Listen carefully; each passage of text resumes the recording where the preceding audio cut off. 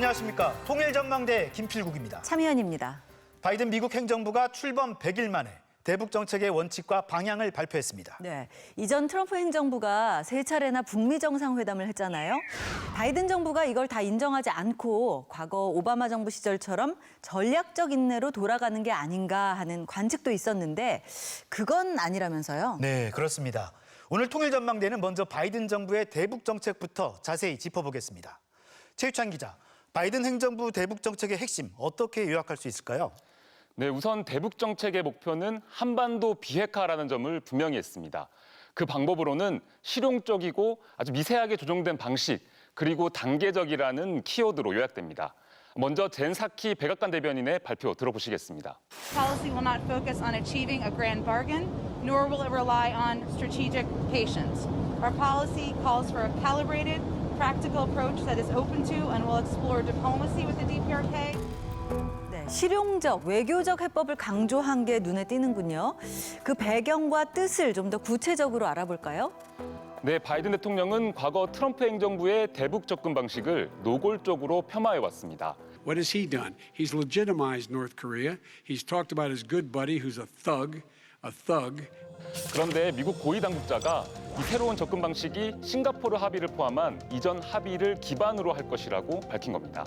지난 2018년 트럼프 대통령과 김정은 위원장이 합의한 4가지 항목, 북미 관계의 완전한 정상화와 한반도 비핵화, 평화체제 구축 등 합의를 폐기하지 않을 것임을 분명히 한 겁니다. 그게 사실은 가장 큰 관전 포인트였는데요. 왜냐하면 많은 이제 전망들이 바이든 행정부가 트럼프 행정부의 업적을 이어가는 것에 대해서는 상당히 주저할 거로 예상을 했었거든요. 김정은 위원장이 서명한 그 합의조차도 인정하지 않고 처음부터 시작하려고 한다면 북한이 굉장히 비핵화 협상에 좀 소극적으로 나올 것이 분명했기 때문에 네, 방금 지적처럼 바이든 정부가 싱가포르 선언을 인정했다는 것, 이건 상당한 의미가 있는 것 아닙니까? 네, 그렇습니다. 한반도 비핵화와 북미 관계의 완전한 정상화라는 싱가포르 합의는 한반도 문제 해결의 가장 중요한 시작이자 북한이 요구하는 근본 문제의 핵심입니다. 우리 정부는 바이든 대통령이 취임한 이후 문재인 대통령과의 공식 통화에서도 싱가포르 합의를 유지해야 한다는 입장을 전달했고 이후 한미 외교 국방장관 회담, 안보실장의 미국 방문 등 여러 차례 협의를 거쳤는데 이런 노력이 반영된 것으로 평가됩니다. 네. 그럼 미국이 방법론으로 제시한 이 단계적, 실용적, 미세하게 조정된 정책은 무슨 말인지가 궁금합니다. 네, 북미 핵 협상은 클린턴 행정부 때부터 시작돼 부시, 오바마, 트럼프 행정부를 거쳤지만 목적 달성에 실패했습니다. 그래서 이전에 북한과 했던 협상이나 합의를 잘 살펴보고 필요하면 정밀하게 조정해서 성과를 거두겠다는 건데 트럼프 방식인 빅딜도 아니고 오바마처럼 북한이 먼저 변해야 대화하겠다는 전략적 인내도 아닌 실용적인 방식, 즉 단계적인 해법을 선택하겠다는 겁니다. 예를 들자면 하노이 회담에서 북한이 영변 핵시설 폐기의 대가로 제재를 일부 해제해달라고 요구했지만 미국이 전체 핵시설 폐기를 요구하면서 결렬되지 않았습니까? 이 단계적 해법을 글자대로 해석하자면 영변과 제재 일부 해제 같은 거래가 성사될 수도 있다는 뜻입니다.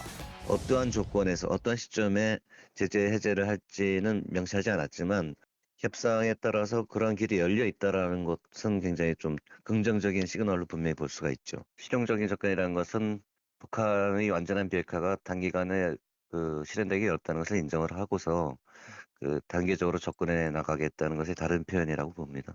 네, 그렇군요. 하지만 상대 측인 북한 반응이 좀 중요할 것 같은데요. 아직은 싸늘한 것 같습니다. 네, 미국의 새 대북 정책 내용이 발표되기 직전 바이든 대통령이 북한을 심각한 위협으로 규정한 것을 두고 북한은 대단히 큰 실수, 실언이라면서 미국이 심각한 상황에 직면할 것이라고 반발했습니다. 미국이 새 대북 정책 검토 결과를 전달하기 위해 북한과 접촉을 시도했지만 응답하지 않았다는 보도도 있었는데요. 정의용 외교장관은 그런 얘기는 듣지 못했다면서 조만간 미국이 북한의 구체적인 내용을 설명하게 될 거라고 말했습니다. 그런 만큼 북한도 당분간 상황을 지켜보면서 숙고의 과정에 들어갈 것으로 보입니다. 대북 정책, 바이든의 새로운 대북 정책에 포함되어 있는 그 의미들을 좀 굉장히 좀 뭐랄까요? 정밀하게 분석하는데 북한은 항상 좀 시간을 두거든요. 다양한 각도에서 또 그 의미를 좀 해석해보고 또 타진하고 이런 과정들이 있어서 좀 다소 좀 시간이 걸릴 거로 보이는데요. 미국은 새 대북 정책이 나왔다고 해서 당장 북한이 도발을 멈출 것으로 기대하지는 않지만 북한이 빨리 미국의 제의에 호응할 것을 촉구하고 있습니다. 관건은 북한을 협상의장으로 끌어낼 수 있냐는 건데 북한이 호응한다면 소기의 성과를 거둘 수 있을 거라는 관측도 제기됩니다. 우리 정부 역할도 중요할 것 같은데요. 정작 북한이 남한에 대해서는 더 싸늘한 반응을 보이고 있지 않습니까? 네, 김여정 부부장이 대북 전단을 이유로 또 우리 정부에 험한 말을 퍼붓기 시작했습니다. 하지만 우리 정부는 지금까지 그랬던 것처럼 오는 21일 한미 정상회담에서도 북미 대화가 빨리 성사되고 잘 진행될 수 있도록 노력할 것으로 보입니다. 또 가능하다면 남북 대화를 통해 미국의 입장을 더 상세히 전달하면서 촉진자의 역할을 기대하고 있지만 이는 쉽지 않을 것으로 보입니다. 이번 한미 정상회담에서는 남북 관계 발전의 필요성도 언급될 것으로 보이는데요. 북미 관계 진전에 따라 남북 관계도 함께 보건 진전되는 선순환의 궤도로 진입할 수 있을지 관심이 모아지고 있습니다. 네, 최유찬 기자 잘 들었습니다.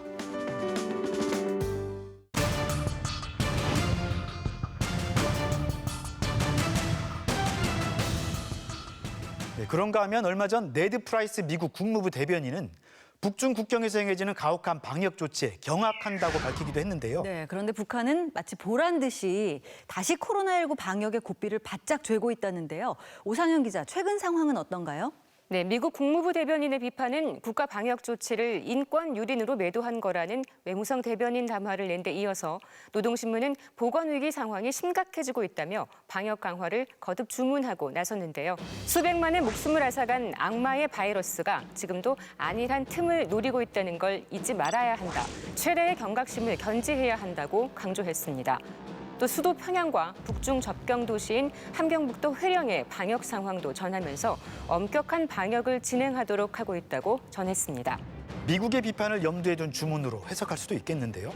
네, 백신이 만능 해결책은 아니다. 전염병 사태의 장기화는 피할 수 없는 현실이라며 장기화에 대비할 것도 강조했습니다. 악성 전염병 상황이 가까운 시일 안에 근절되지 못할 뿐 아니라 앞으로 계속 유행될 수 있다는 주장이 제기됐습니다. 세계보건기구에서까지도 이 악성 비루스가 사라지지 않을 수도 있다는 교례를 피력한 바 있습니다. 효능이 좋다던 백신도 심한 부작용을 일으키고 접종을 해도 감염된 사례가 있다는 보도도 내놓으며 뚜렷한 효과를 보지 못하고 있다고 전하기도 했습니다. 네, 백신에 기대지 말고 방역에 더 힘써야 한다는 메시지군요. 바람에 날리는 물건으로도 코로나가 유입될 수 있다고 주의를 당부하기도 했는데요. 최근 한 탈북민 단체가 대북 전단을 살포했다고 밝힌 걸 의식한 경고로 보입니다. 백신에 대해서는 부정적인 입장을 거듭 내비치면서 철저한 방역이 최우선이라고 연신 강조하고 있습니다. 북한도 백신을 공급받을 거라던 소식이 있었는데요. 지금 상황은 어떤가요? 북한도 백신을 공급받기 위한 사전 준비를 진행 중인 것으로 알려졌는데요. 당초 백신 국제공동구매 프로젝트인 코백스 퍼실리티로부터 이달 말까지 170만 회분을 받을 예정이었지만 공급이 지연되는 것으로 전해졌습니다. 북한 자체적으로 백신을 개발하겠다던 계획도 뚜렷한 성과를 내지 못한 것으로 보이는데요. 대유행병을 올해 말까지 제압할 수 있으리라고 보았던 예측과는 달리 세계가 시간이 흐를수록 험악한 판국에로 더 깊숙이 빠져들고 있다는 것을 보여주고 있습니다. 백신 만능론을 비판하면서 더욱 철저한 방역에 나설 것을 강조하는 것도 이런 상황과 관련이 있는 것 같습니다. 네. 그런데 최근 각종 대회와 회의 참가 등 북한 김정은 위원장의 공개 활동이 눈에 띄게 많아진 것 같습니다. 네, 이번에는 공연 관람한 걸 북한 매체가 대대적으로 보도했다면서요. 네, 지난 5일 부인 리설주와 함께 군인 가족들의 생활을 주제로 한 노래와 극으로 구성된 공연을 관람했습니다. 조영원 당 비서, 리병철 부위원장, 박정천 군 참모장 등 당과 군의 핵심 인사들도 자리를 함께 했는데요. 김 위원장은 온 나라가 군인 가족의 애국심과 높은 정신세계를 배워야 한다며 군인들의 사기를 북돋기도 했습니다. 인민군대가 당의 군중문화예술 방침 관철에서 항상 모범적인 것은 자랑할 만한 일이라고 말씀하셨습니다. 대외적으로 날을 세우면서 내부 결속을 한층 강화하는 것 같아요. 통일부는 김 위원장의 올해 공개 활동이 42회로 작년 같은 기간보다 2.5배 늘었다고 전했는데요. 지난주엔 청년동맹대회 참가자와 기념사진을 찍으며 독려하기도 했습니다. 청년들을 제일로 아끼고 사랑하시며 존엄 높은 조선노동당의 믿음직한 계승자로 키워주시는 총비서동지를 우러러 폭풍 같은 만세 환호성을 터치오리었습니다. 이에 화답하듯 청년들은 대규모 횃불 야회와 무도회로 당 결정관철을 다짐했습니다. 귀중한 청춘 시절을 빛내가고 있는 우리 청년들, 새로운 승리 향해 억세게 나갈 500만 청년 전이들의 혁명적 열정으로 충만된 장엄한 횃불 야회입니다. 지금 화면에 보이는 글자나 그림 같은 게 전부 다 횃불로 표현한 거죠? 예, 일심 단결, 위민 헌신 등 다양한 글자를 형상화했는데요. 40여 분간 횃불 야회가 이어진 뒤에는 불꽃놀이와 무도회가 뒤따랐습니다. 어머니 저곡이 뿌려주는 축하의 꽃도라인가 오색 찬란한 축포가 끝없이 터져오릅니다. 수백만 청년 전이들의 억척의 신념과 불같은 맹세의 분출입니다. 이 밖에 혁명적인 열의를 일떠세우자며 김일성 경기장에선 청년 전위대회가 열렸고요. 당의 구상과 결심을 실현하는 일이라면 불바다 속에도 서슴없이 뛰어들어 무조건 해내고야만 하는 열혈 충신이 될 교리를 피력했습니다. 청년대회 기념 공연에서는 김 위원장의 업적과 청년들의 활약상을 강조하는 무대가 펼쳐지기도 했습니다. 혁명의 새로운 보조기 격변기를 이뤄나가기 위한 투쟁에서 선봉대, 돌격대 용의를 이어갈 대회 참가자들의 요리를 북돋아 주었습니다. 청년들 결속을 위해서 각종 대회 또 공연이 그야말로 총망라됐네요. 청년들의 충성심 강화와 민심 위반 방지를 위해 역량을 총동원하는 것으로 보이는데요. 전원의 결정을 높이 받들고 우리 청년들이 발전소 월 전력 생산 계획을 꼭꼭 넘쳐 수행하는 데서 한몫 단단히 하고 있습니다. 전력 생산을 앞장에서 이끌어 나가겠습니다. 청년동맹 대회 소식에 고무된 젊은이들의 결의와 의지도 잇따라 방송하면서 사상교육 강화에 집중하고 있습니다. 네, 오상현 기자 잘 들었습니다.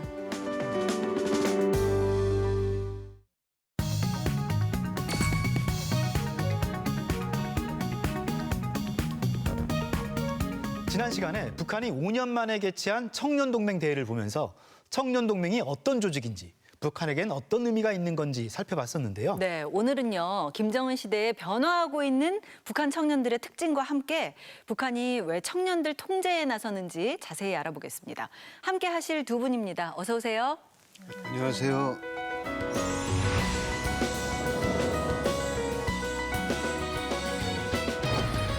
청년동맹이란 조직이 김일성 시대부터 만들어졌고 북한을 어떤 지탱하는 그런 역할을 했다고 하셨잖아요. 그런 흐름이 지금 김정은 시대에도 이어지고 있는 거죠. 그렇죠. 이제 청년 동맹을 보통 노동당의 후비대라고 많이 얘기를 하는데 국가의 미래를 책임질 어떤 후계자이기 때문에 이들의 중요성은 그 어느 정권이었든지 항상 매우 강조되었던 경향이 있습니다. 청년을 중시하는 거는 뭐 어느 나라나 다 그렇겠지만 이 김정은 위원장이 집권한 게 20대 때였잖아요. 김정은 위원장 집권 초기만 해도 이 북한 청년들의 기대감이 상당했다고 들었어요. 네, 그렇기는 했습니다. 김정은 위원장이 나오면서 부부 동반을 이제 하는 모습을 보고 이제 놀랐고요. 아내하고 대화하는 이제 장면도 나왔어요. 이거는 이제 김일성 시기나 김정일 시기에는 이제 상상도 못하던 장면들이었거든요. 그다음에 뭐 디준이라고 하죠. 이제 소부 캐릭터 이런 거 이제 가져다가 공연장에서 이제 사용하기도 하고 하면서 상당한 정도로 이제 좀 파격적인 모습을 보여줬습니다. 2012년 모란봉악단의 첫 시범 공연에서 디즈니 애니메이션 연주와 함께 캐릭터들이 나오고요.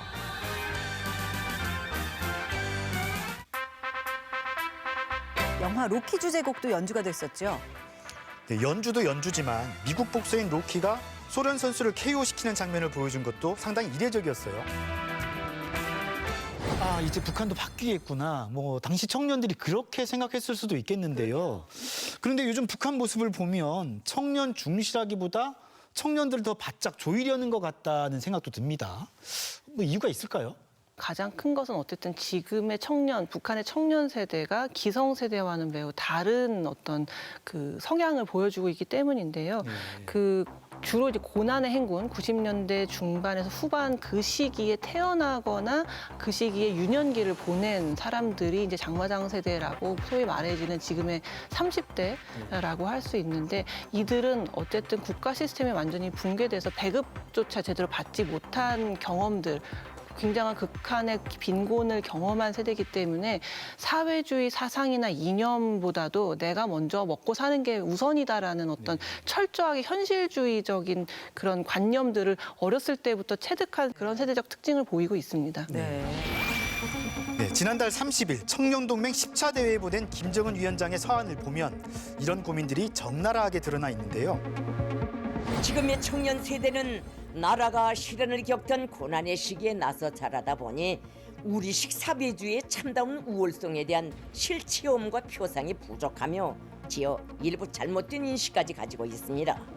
뭐 장마당 세대라는 말로 뭉뚱그리긴 했는데 사실 같은 청년동맹원이라 해도 나이 차가 꽤 있잖아요.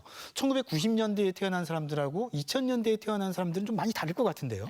그렇죠. 이제 최근으로 올수록 오히려 또 이제 아이를 각 가정에서 많이 안 낳다 보니까 한 명 정도만 낳는단 말이에요. 그래서 어려운 가정도 어쨌든 이 아이 한 명을 제대로 키우기 위해서는 돈이나 이런 지원을 아낌없이 주는 경향성이 많이 보이기 때문에 또 2000년대는 오히려 좀 더 그 90년대와는 다르게 훨씬 더 신세대적인 그런 기술 같은 거에도 능하고 어떤 그런 인터넷이나 이런 거에도 능하고 이제 그런 세대적인 좀 특징을 보일 수 있다고 볼 수 있습니다. 네. 90년대에 태어난 사람들 얘기를 조금만 더 할게요. 뭐 당시 수업 참가율도 뭐 상당히 낮고 뭐 그렇다던데요. 90년대 출생한 애들이 제일 안타까웠던 게 이제 학교에 가지 못하고 지식보다도 상식도 없는 게 이제 굉장히 그 안타까운 지점인데요. 김정일 위원장이 이제 그 군부대 현지 나갔다가 백두산 어디에 있나 물어봤대요, 병사한테. 그러니까 이제 평양시 만경대 구역에 있다고 그래가지고 이제 깜짝 놀랐던 그런 사건이 실제 있었거든요. 그래서 제가 여기 올 때도 그 또래, 제 아들 또래인데 90년대생이 4명을 데려왔는데 얘가 한글로 자기 이름들을 못 썼어요. 그렇군요. 우리는 사실은 세대 차이 이렇게 생각하면은 청년 세대와 기성 세대의 차이 이렇게 생각할 수 있는데 북한의 이 청년 세대 안에서도 세대 차이를 느낄 수 있는 거군요. 그런 것 같아요. 2000년대 생일수록 훨씬 이런 신문물이나 기술 같은 것들에 밝기 때문에 사실 기술에 밝다는 것은 외부의 뭐 사조나 문물이나 어떤 정보 같은 것들을 훨씬 쉽게 구할 수 있다는 거거든요. 그렇기 때문에 굉장히 많은 잠재성을 가지고 있지만 북한 당국으로서는 위협적인 존재가 될 수도 있는 거죠. 어느 정도로 이제 북한의 그 청년들이 외부에다가 이제 그 문물에 대해서 허기심이 많은가 하면요. 한국의 그 연예계에서 이제 스캔들 나는 거, 그 주의해야 될 겁니다. 아마 북한 청년들이 그거 다 알고 있고요. 그래서 어떻게 하냐니까 중국 쪽 이제 인터넷 그쪽을 통해서 많이 접하기도 하고, 요즘 또 청년들은 그걸 이제 당국에서 통제하니까 뭐 물망쳐 무슨 뭐 또는 이제 그 자체 통제를 피하는 프로그램까지 깔아가지고 엄청 이제 그런 여러 가지 방식으로 그 외부 세계에 대한 동경을 이제 조금씩 그 표현하고 있습니다. 네. 뭐 중국 통해서 그런 것도 뭐 사오려고 그러면 빈부격차에 따라서도 좀 많이 좀 달라지겠습니다. 한류가 북한에서 되게 비쌉니다. 그래서 중국 영화하고 가격을 대비해 보면 영화에 따라서 좀 다르기는 하지만 기본적으로 10배 이상, 어떤 건 20배까지도 가격이 비싸고요.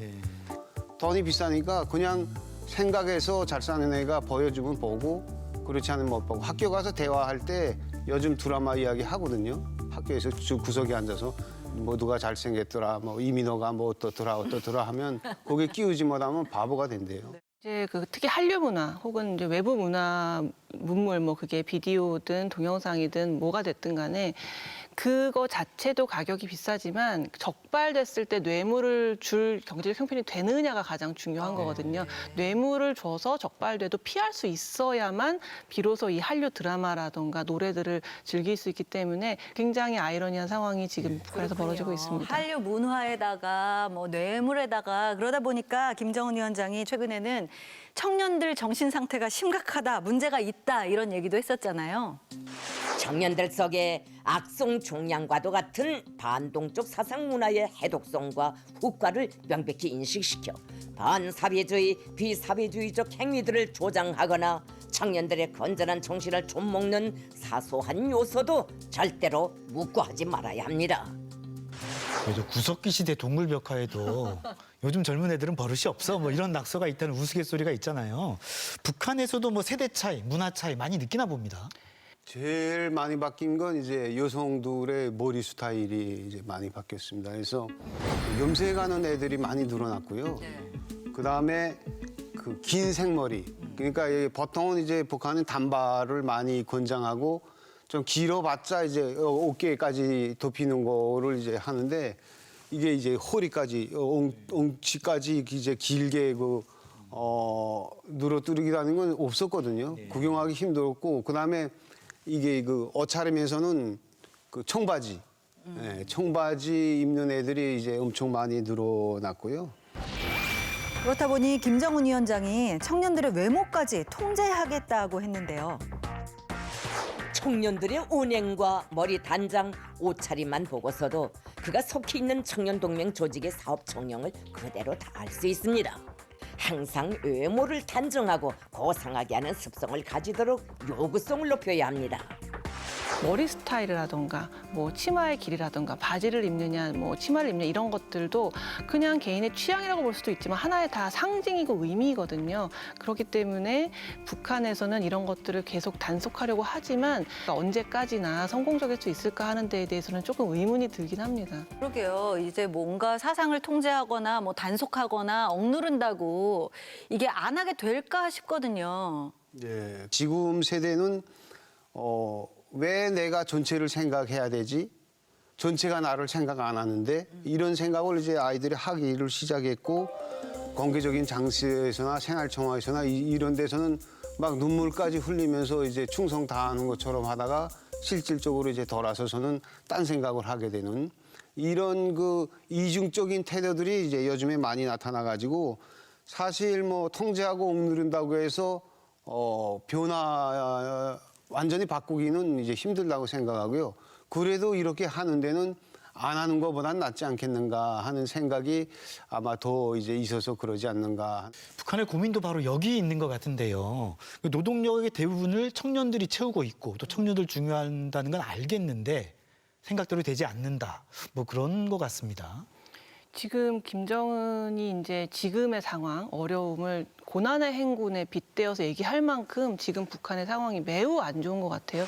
나는 우리 당 중앙위원회로부터 시작해서 각급 당 조직들, 전당의 세포 비서들이 더욱 간곡한 고난의 행군을 할 것을 결심했습니다. 그래서 이제 그들을 어떻게든 사상적으로 무장시키고 또 선동해서 어떻게든 이제 국가 사업에 이바지하도록 지금 추동하고 있는 상황이긴 한데요. 여러 가지 방법을 동원해서 이탈하고 일탈하는 이런 특징을 가지고 있는 세대이다 보니까 북한이 얼마나 심하게 그 고혈을 짜낼 수 있을지 그런 거에 대해서 아마 당국의 고민이 굉장히 깊을 거라는 생각이 듭니다.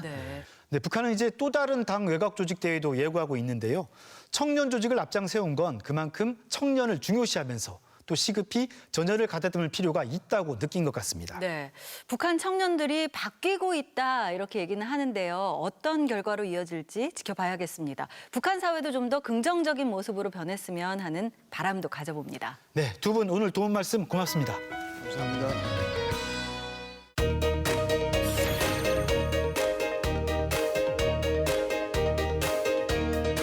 요즘은 유튜브 같은 각종 영상 매체 때문에 좀 시들해지긴 했는데요. 한때 인터넷망을 이용한 라디오 방송, 팟캐스트 꽤 인기 있었죠? 네, 그렇죠. 그런데 탈북민들을 초청해서 이 팟캐스트를 3년째 계속하고 있는 대학생들이 있다고 합니다. 최근에는 이 방송 내용으로 책까지 출간했다는데요. 이상현 기자가 이 대학생들을 만나봤습니다. 서울 종로에 있는 한 오피스텔. 거실 테이블엔 방송용 마이크가 설치돼 있고 청년들이 뭔가를 분주하게 준비합니다. 사이좋게 북한 친구와 함께하는 자변수다 시즌6 지금 시작합니다. 팟캐스트용 라디오 방송을 준비 중인 건데요. 방송 제목은 4부작. 사이좋게 북한 친구와 함께하는 작은 수다의 줄임말로 매주 한 차례씩 탈북민을 초청해 그들의 북한 내 경험과 탈북 과정, 그리고 남한 정착 이야기 등을 듣는 라디오 방송입니다. 북한 문제에 관심이 많은 대학생들이 뜻을 모아 2018년에 시작한 방송인데요. 신분 노출을 꺼리는 게스트 특성상 라디오 매체를 고집하고 있고요. 지금까지 100여 명의 탈북민들이 자신의 고향과 좋아하는 북한 음식을 합쳐 만든 별명으로 출연했고, 그만큼 솔직한 이야기를 쏟아냈다고 합니다. 북한 출신 분들이 이제 대부분이 가족이 북한에 있다 보니까 영상으로 하면 저희가 모시기가 어렵습니다. 그래서 왜냐면 영상에서는 얼굴이 나가야 되고 하기 때문에 이제 저희는 얼굴이 안 나가고 닉네임을 사용하고 있거든요. 이날의 게스트는 건강기능식품 사업을 하며 유튜버로도 활약 중인 7년차 탈북민인데요. 지난해 저희 통일전망대에서도 한 차례 소개된 적 있는 20대 청년으로 이날은 자신의 탈북 이유를 솔직하게 털어놓았습니다. 북한에 있을 때 제가 어릴 때부터 이제 제가 15살 때부터 탈북 브로커 활동을 좀 하다 보니까 그것 때문에 이제 국가보위부라고 하는 그런 기관의 전국 수배를 받게 되었습니다. 얼굴이 안 보이니까 일단은 말을 많이 할 수 있다. 근데 영상으로는 이제 뭔가 이미지를 최대한 살려야 되니까 그런 장단점이 확실하게 있는 것 같습니다. 이렇게 1시간 가까이 탈북민과 함께 주고받는 대화를 통해 탈북민을 향한 우리 사회에 보이지 않는 벽과 편견을 조금씩 없애보자는 게 팟캐스트 4부작의 목표입니다. 자극적인 부분만 보거나 이런 게 아니라 그냥 전체 맥락에서 이 사람이 어떻게 살았고 북한 생활은 어떻고 이런 걸 더 편견 없이 보일 수 있고 또 전달할 수 있고 그런 게 좀 좋고 저한테 의미가 있는 것 같아요. 파란 하늘, 따스한 봄 햇살과 함께 어느새 녹음이 우거지고 있는 서울 신촌의 한 대학 캠퍼스. 탈북민과 함께하는 인터넷 라디오 방송은 3년 전 이 대학의 학생들이 시작했다고 합니다. 그 학생들 최근엔 새로운 도전에도 나섰다는데요. 함께 만나러 가보실까요? 캠퍼스의 한 건물에 마련된 스터디룸에서 한쪽엔 노트북, 한쪽엔 똑같은 책들을 올려놓고 회의를 벌이고 있는 학생들. 3년 전 팟캐스트 4부작을 시작했던 이 대학 소셜벤처 동아리에 소속된 학생들로 최근 출간한 책 평범하지만 특별하게 살랍니다의 홍보 방안을 논의 중입니다. 속마음을 알아주는 친구라는 뜻의 동아리 지음. 이 이름으로 1년의 준비 끝에 세상에 나온 이 책은 팟캐스트 4부작에 출연했던 탈북민들 가운데 12명의 얘기를 출연해 만들어졌습니다. 내가 살았던 동네에 대한 이야기를 좀 나오고 또 그 외에도 북한에서 삶 말고 내가 남한에 내려와서의 삶도 나오고 이런 식으로의 구성이 각각 되어 있거든요. 북한에서의 고통스러웠던 삶. 사람이 생계 유지를 위해 살아간 사회잖아요. 너무 끔찍한 거예요. 그 이상의 사람은 행복할 권리가 있고 그러한 부분에 대해서 전혀 생각도 못하는? 하지만 남북의 생활은 비슷한 구석도 많고 소주, 맥주 먹으면 소맥도 타먹고 그래요? 소맥은 완전 그거 남한 문화 아니야? 근데 그게 여기서는 써맥이라고 말하지 거기서는 그냥 섞어 먹는다? 아, 섞어 먹는 게 있어요? 근데 그러면 남한에서의 소망을 털어놓기도 합니다. 저는 일단은 한국에 스며드는 사람, 그러니까 북한 사람도 남한 사람처럼 자유롭게 그냥 진짜 평범하게 잘 살 수 있다라는 걸 보여주고 싶은 한 사람으로서 그러니까 취직도 하고 이렇게 사는 게 꿈이고요. 팟캐스트를 아예 모르는 사람도 적지 않은 만큼 보다 많은 사람들에게 이런 내용을 전하고자 책을 만들게 됐다는 학생들. 그러니까 대부분의 사실 방송뿐만 아니라 도서들도 북한의 정치, 사회, 경제 등으로 분류가 돼 있어서 좀 진입장벽이 높았다면 우리들은 이들도 결국에는 사람이구나를 느끼게끔 해줬기 때문에 더욱더 그 가치가 있다고 생각을 하고 톡톡 튀는 홍보물도 직접 제작하고 유튜브 같은 영상 매체와의 협업도 구상하면서 책 출간 이후에도 학업과 동아리 활동을 병행하느라 하루하루를 바쁘게 보내고 있는데요. 이 모든 판매 수익은 탈북민 복지단체에 기부된다고 합니다. 가장 크게 느꼈던 게 무관심이 가장 나쁜 거라는 것을 알게 되었어요. 그래서 우리가 관심을 가지고 어떤 문제를 논의하고 이야기를 할 때 내가 정말 직접적인 도움은 되지 않지만 나의 관심 자체가 그분들에게 큰 도움이 될 수 있다라는 걸 느끼게 되었고 남북 문제와 탈북민. 어쩌면 무거울 수도 있는 사안을 젊은 시각과 편견 없는 마음으로 맞이하는 학생들. 때론 목소리로, 때론 글과 그림으로. 그들은 그렇게 눈부신 5월의 햇살처럼 따스한 대한민국을 꿈꾸고 있습니다. 지금 화이팅! 통일전망대 이상현입니다.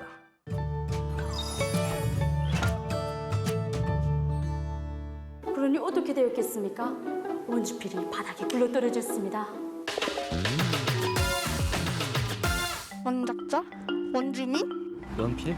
뒤에가 필이니까 연필 생각나지. 원주율, 볼펜. 북한말 원주필은 볼펜이라는 뜻입니다. 원주필 외에 북에서 인기 있는 필기도구로는 샤프를 뜻하는 수지 연필이 있습니다. 아, 볼펜.